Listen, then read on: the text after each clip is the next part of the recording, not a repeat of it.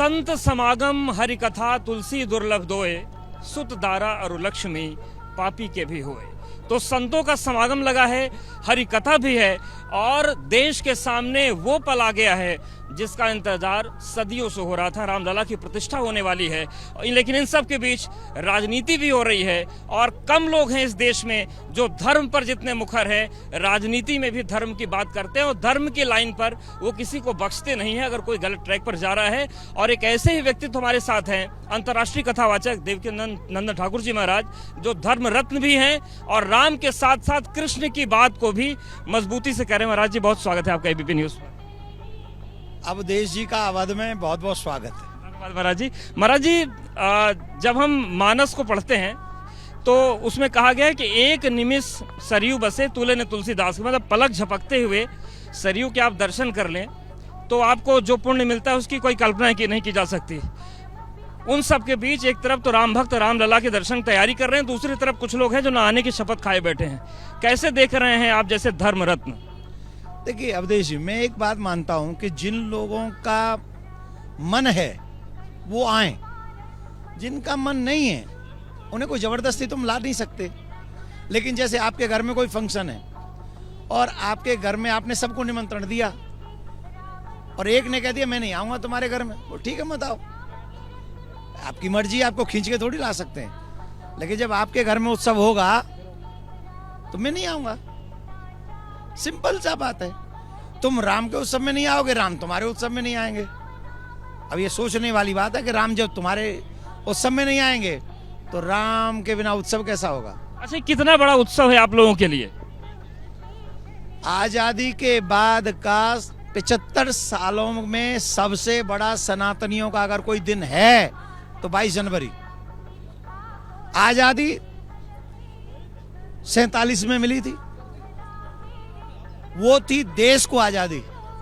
लेकिन सांस्कृतिक आजादी, धार्मिक जो आजादी है, वो आजादी अगर हम कहेंगे तो वो 22 जनवरी है, जो सांस्कृतिक आजादी, धार्मिक आजादी, जिसे मैं कभी कभी कल्चर टेररिज्म कहता हूं कि आजादी के साथ साथ हमारे साथ कल्चर टेररिज्म घुसेड़ दिया गया था, उसका निवारण, उसकी शुरुआत 22 जनवरी से प्रारंभ हो रही है। क्या परिभाषा है कल्चरल टेररिज्म की? आपके माथे पे तिलक नहीं है, किसने शुरुआत कराई? आप लोग जींस पहन के वो जींस फाड़ लेंगे, ये शुरुआत किसने कराई? शादी से पहले हम अपने हाथ में किसी एक का हाथ पकड़ लेंगे, ये शुरुआत किसने कराई है? ये कल्चर, माँ बाप को छोड़ देंगे और हम सिर्फ किसी अपनी एक गर्लफ्रेंड के साथ चले जाएंगे, बॉयफ्रेंड के साथ चले जाएंगे, ये कल्चर टेररिज्म है। मंदिर जाने को हम लोग क्या कहेंगे? मंदिर में कोई पेट नहीं भरता। गुरुकुलम जो एजुकेशन सिस्टम था वो सब खत्म कर दिया। और क्यों किया? क्योंकि कल्चर टेररिज्म। गोली जब लगती है ना किसी को तो एक व्यक्ति की मौत होती है, दो को लगती है तो दो की मौत होती है। लेकिन जब कल्चर, संस्कृत जो संस्कार है, जब उन्हें खत्म किया जाता है, संस्कृति को नष्ट किया जाता है, तब एक की मृत्यु नहीं होती, तब जो है बहुतों की मृत्यु होती है, आने वाली पीढ़ी की मृत्यु होती है, आने वाले लोगों की विचारों की मृत्यु होती है। और वो हमारे स्कूलों में, इंग्लिश मीडियम स्कूलों में हमको दिए जाते हैं। It causes culture terrorism. ये लेकिन आपको लगता नहीं कि ये विचारों का विरोधाभास है? एक तरफ तो संत समाज कह रहा है रामराज आ जाएगा 22 जनवरी से, लेकिन जो आपकी कल्चरल टेररिज्म की परिभाषा है, अगर ये चीजें मौजूद हैं तो फिर काहे का रामराज? नहीं, राम राज्य का मतलब आप समझिए, अगर हम प्रयास करेंगे, जब राम मंदिर का निर्माण हो रहा है तो राम जी के उनके मार्ग का भी निर्माण होगा ना, उनके चरित्र का भी निर्माण होगा ना। हम जब राम मंदिर बनाएंगे तो हम गुरुकुलम की बनाने की तैयारी करेंगे।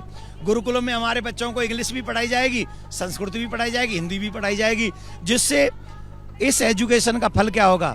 हमारे माँ बाप को अपने बच्चों से दूर नहीं रहना पड़ेगा, बूढ़े माँ बाप को बिना बच्चों के नहीं रहना पड़ेगा। राम की तरह हमारे बेटे होंगे, सीता की तरह हमारी बेटियां होंगी। राम राज्य की कल्पना ये होगी। कल्चर टेररिज्म, उनका कल्चर अवॉइड करेंगे, अपने कल्चर को लाएंगे, अपने कल्चर को लाएंगे, घर संपन्न बनाएंगे, स्वर्ग बनाएंगे, अवध बनाएंगे, गोलोक बनाएंगे, नंदगाम बनाएंगे, बरसाना बनाएंगे, उससे ना हमारा कल्चर आगे डेवलप होगा।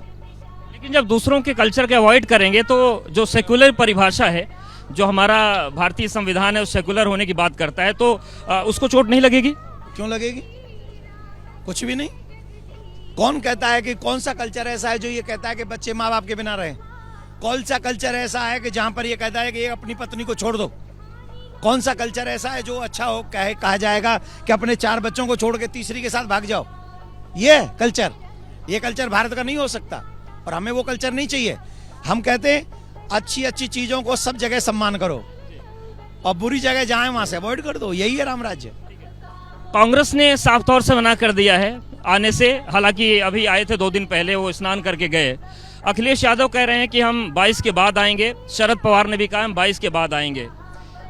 तो इस पर आपकी क्या टिप्पणी है? ये जो 22 से जो लोगों को दिक्कत है, 22 से होगी उनको तकलीफ, वो उनका पॉलिटिकली कुछ प्रॉब्लम होगा, वो ना आए, 22 के बाद भी आए तो भी राम यहीं मिलेंगे।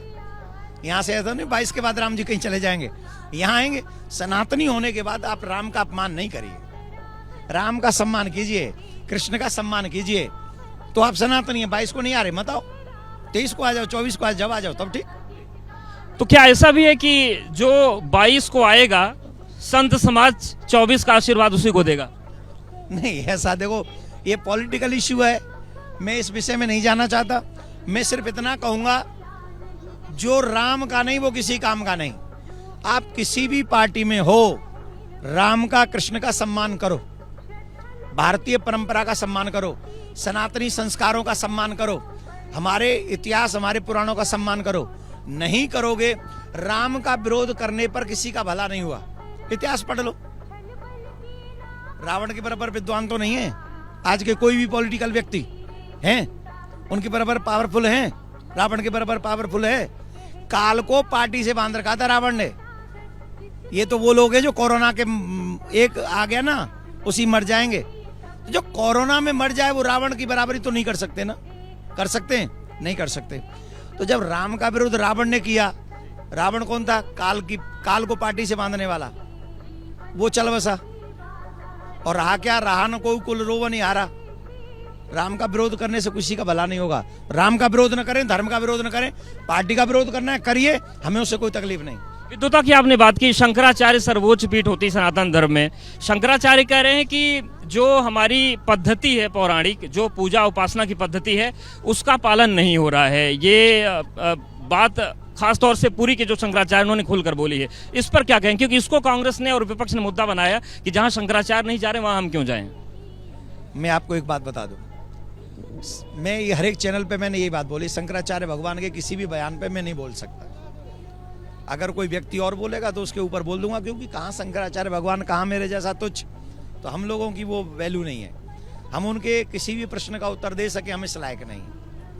लेकिन अगर कोई और पूछेगा, अगर किसी और के लिए कहना होगा तो हम अभी कह दें। लेकिन फिर ये बचने वाली बात नहीं हो गई, क्योंकि जब इतना बड़ा उत्सव 5 सदी के बाद आया है तो क्या शंकराचार्यों को नहीं होना चाहिए था यहाँ पर? शंकराचार्य भगवान हैं और उनके अपने अपने प्रोग्राम पहले से लगे होते हैं, और जिनके प्रोग्राम पहले से अपने लगे हुए हैं, या फिर 4 शंकराचार्य भगवान अगर एकदम से यहाँ आएंगे और इतना वीआईपी मूवमेंट ऑलरेडी फिक्स ही है, तो आप सोचो क्या हाल होगा, क्या व्यवस्था होगी। तो हमको लगता है कि शंकराचार्य भगवान के अपना मान है, अपनी प्रतिष्ठा है, और हमारे सनातन में उनसे बड़ा कोई पद नहीं है। तो इसलिए वो जो कर रहे हैं वो अपने हम सब के कल्याण के लिए शायद वो कर रहे हैं, कि जिससे कहते हैं ना, कई बार माँ कहती है बेटा तू खा ले, मैं बाद में खा लूंगी। तो शायद शंकराचार्य भगवान कह रहे होंगे कि तुम जाओ, पहले तुम दर्शन कर लो, हमें तो करना ही है, भगवान तो हमारे रग रग में है। ठीक है, रामोत्सव में शामिल होने के लिए आप आए हैं और राम कथा का लोगों को आनंद भी दे रहे हैं, सन्मार्ग भी दे रहे हैं, लेकिन कृष्ण को लेकर जो मुहिम आपने छेड़ी है वो चर्चा का विषय बनती है, चाहे वो मथुरा की बात हो, चाहे आगरा की बात हो।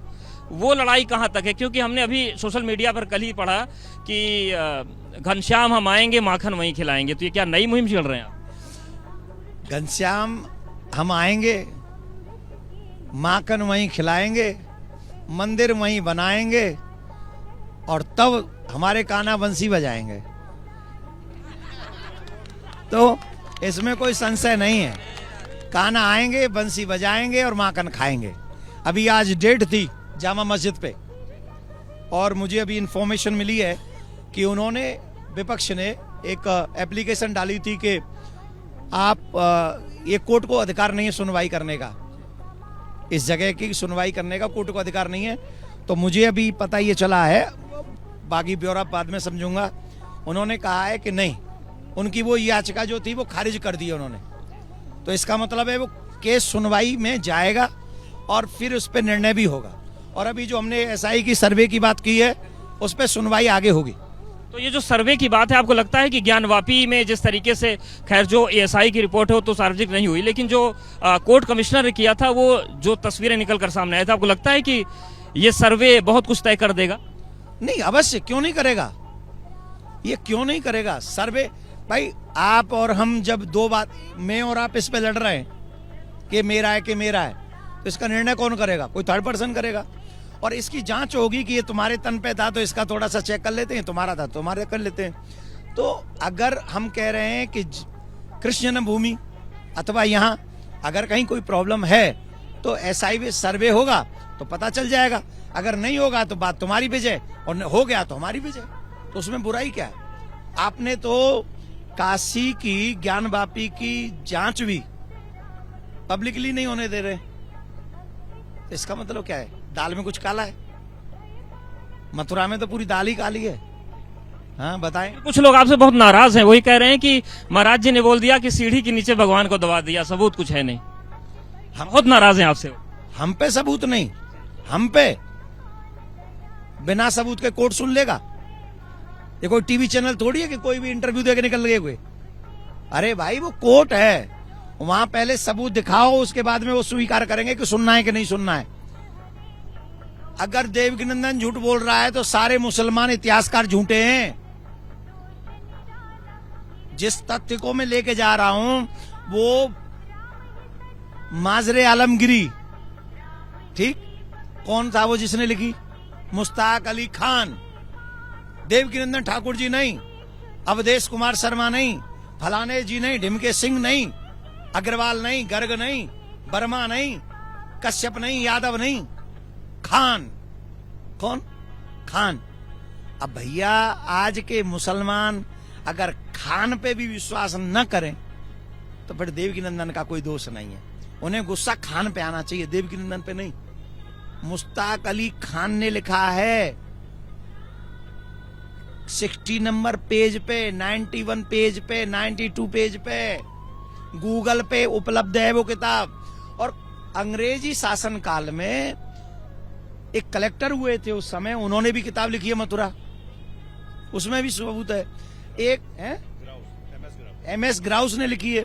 एक और पेरिस के बहुत अच्छे पत्रकार हैं, उन्होंने भी एक किताब लिखी है, उसमें तो सारे फतवे भी डाले हुए उन्होंने। मंदिर की सीढ़ियों को, मस्जिद की सीढ़ियों के फोटो हैं उसमें, सब कुछ है। और हमसे कहते हो हम पे सबूत नहीं है। तुम पे सबूत है कि तुम्हारा संबंध उनसे है कुछ, जो लड़ने जा रहे हैं वहां उनका कोई सबूत नहीं है, उनसे उनका कोई संबंध नहीं है। इसके बावजूद भी वो लड़ने पहुंच जाते हैं। एक तरफ तो कहते हैं कि बाहरी आक्रांताओं से हमारा लेना देना नहीं, दूसरी तरफ जिन्होंने हमारे साथ बुरा किया उनके बचाव के लिए तुम कोर्ट पहुंचते हो। समय सब देख रहा है, समय सब का आता है। क्या आप ये मानते हैं कि जो राम जन्मभूमि की परिणति हुई है वही कृष्ण जन्मभूमि और ज्ञानवापी में भी होगा? नहीं, राम जन्मभूमि तो बहुत क्लिष्ट मैटर था। राम जन्मभूमि, कृष्ण जन्मभूमि को अगर इन्होंने क्या नाम है, सिर्फ और सिर्फ 15 दिन दे दिए ना कोर्ट ने एवरीडे, 15 दिन से पहले केस सुलट जाएगा। वहां तो मालिकाना हक आज भी कृष्ण जन्मभूमि ट्रस्ट का ही है। उनका तो कोई अधिकार नहीं, वो जबरदस्ती छीन के बैठे हुए हैं, उन्हें पकड़े बैठे हुए हैं। मालिकाना हक तो आज भी कृष्ण जन्मभूमि ट्रस्ट का ही है वहां। तो मथुरा का मैटर तो बहुत सॉफ्ट है, बहुत इजी है। और जिस दिन कोर्ट मन से टाइम देगा, हम तो हाथ जोड़ के प्रार्थना कर रहे हैं आपके चैनल के माध्यम से, आदरणीय सुप्रीम कोर्ट, आदरणीय हाई कोर्ट, जितने भी कोर्ट है सबको हाथ जोड़ के, हम सबका सम्मान करना जानते हैं। हमारे माँ बाप ने, हमारे बुजुर्गों ने सिखाया, हमारे गुरु ने सिखाया। हम ये चाहते हैं कि हमारे साथ न्याय हो, अन्याय न हो। हम भी इसी देश के नागरिक हैं और हमें संविधान अधिकार देता है हम अपने भगवान की पूजा करें। हमारे भगवान के ऊपर कोई पैर रख के नहीं जा सकता। मेरे भगवान की छवि को कोई छीन नहीं सकता। ये मेरा राइट है, ये मेरा अधिकार है। एक आखिरी सवाल, प्रधानमंत्री भी मथुरा गए थे, अभी मकर संक्रांति पर गायों को चारा खिलाते हुए उनके पूजन करते हुए तस्वीरें सामने आई। लोग कह रहे हैं कि ये जो पूरी तस्वीरें आ रही हैं कृष्ण जन्मभूमि से जुड़ रही हैं। आप मानते हैं कि अब बहुत वो भी समय करीब आ सकता है न्यायालय के माध्यम से? गाय को चारा हर एक सनातनी को खिलाना चाहिए। हमारा सौभाग्य है कि हमें प्रधानमंत्री ऐसा मिला जो गाय को चारा भी खिला रहा है। हमारा सौभाग्य है कि ऐसा प्रधानमंत्री मिला जो मंदिर जाने में कभी हिचकता नहीं है। तो ये ऐसा तो हर एक प्रधानमंत्री होना चाहिए था भारत की आजादी के बाद से। इस देश में तो ऐसे भी प्रधानमंत्री देखे हैं जो कहते हैं कि मंदिर जाना, राष्ट्रपति भी गए तो उनका विरोध किया था। क्यों? ये सब ठीक नहीं है, बिल्कुल भी ठीक नहीं है। आज हमारा गौरव है, आज हमारे ऊपर गर्व की बात है कि मोदी जी आज कम से कम गाय को चारा तो खिला रहे हैं। मैं तो कह रहा हूं हर एक नेता को, जो विधायक भी है, चाहे किसी पार्टी का है, सांसद है, किसी भी पार्टी का है, सबको गाय पालनी चाहिए, गाय की सेवा करनी चाहिए। ये भारत का कल्चर है। जिस भारत में हम और आप राज्य करना चाहते हैं, 5 साल के लिए विधायक MP बनना चाहते हैं, मंत्री बनना चाहते हैं, सरकार चलाना चाहते हैं, उस भारत देश का ये कल्चर है कि गौ हमारी माँ है। कौन है? माँ। और आज तक हत्या हो रही है गौ माता की। ये हर पार्टी के लोगों को सोचना चाहिए। अगर मोदी जी गाय को चारा खिला रहे हैं, इसका मतलब है उस सनातन को बचाने के लिए 2 कदम आगे बढ़ा रहे हैं। वही कदम हम सबको बढ़ाने से, सब पार्टियों के लोगों को। अरे चाहे जो भी है, पार्टी सार्टी बाद की चीज है ना, लौजड़बाजी। तो पहले आप सनातनी हो, आप देश के नागरिक हो, और इस देश के नागरिक होने के नाते कल्चर का निर्वहन हमको करना चाहिए। क्या आपको लगता है कि सनातन का जो पताका लहरा रही है, राम जन्मभूमि, राम मंदिर का जो प्राण प्रतिष्ठा है, वो एक बड़ा मापदंड बन जाएगा? बहुत बड़ा। इससे सांस्कृतिक आजादी दिवस मनाना चाहिए। मैं तो सरकार से प्रार्थना करूंगा 22 जनवरी को सांस्कृतिक आजादी घोषणा कर दी जाए। इस दिन छुट्टी होनी चाहिए और घर घर में रामायण पढ़ाई जानी चाहिए, और सांस्कृतिक हिंदी संस्कृति जो हमारी अपनी है उनको सब घरों में पढ़ाना चाहिए। आज 22 जनवरी को बहुत बड़ा दिन मनाना चाहिए। बहुत बहुत धन्यवाद। बहुत धन्यवाद महाराज जी हमसे जुड़ने के लिए, बातचीत करने के लिए। देखिए ये पूरी तस्वीर जो बन रही है सरयू के तट पर, देवकीनंदन ठाकुर कह रहे हैं कि ये जो सांस्कृतिक तौर से चीजें हो रही हैं, जो राम मंदिर का मुद्दा है, ऐसी परिणति कृष्ण जन्मभूमि की होने वाली है, और ज्ञानवापी का स्वरूप भी बहुत जल्दी निकल कर और निखर कर काशी में सामने आएगा। सुनील के साथ अवधेश, ABP न्यूज, अयोध्या।